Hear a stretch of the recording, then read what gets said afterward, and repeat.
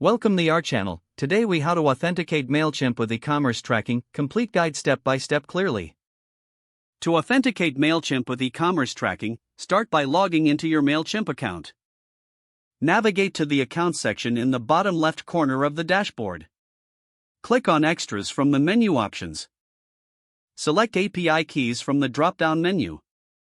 If you don't have an API key yet, click the Create a Key button. Copy the newly generated API key. Next, log into your e-commerce platform. For this demonstration, we will use Shopify. From your Shopify admin, go to the Apps section. Search for the Mailchimp app in the Shopify App Store. Install the Mailchimp for Shopify app. Once installed, open the Mailchimp app from your Shopify admin. You will be prompted to connect your Mailchimp account. Paste the API key you copied earlier into the authentication field.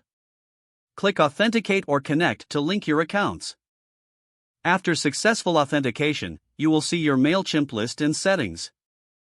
Next, you'll need to enable e-commerce tracking. Navigate to the Settings tab within the Mailchimp app. Look for the option labeled E-commerce Tracking.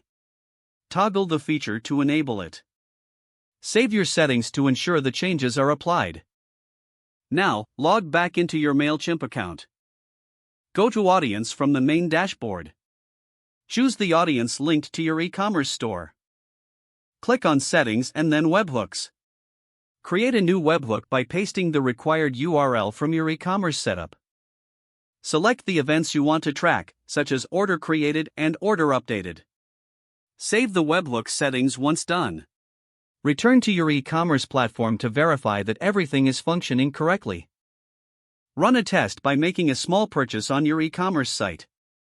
Check your Mailchimp account to see if the data appears accurately. Don't forget to like this video and subscribe to our channel for more step-by-step tech guides.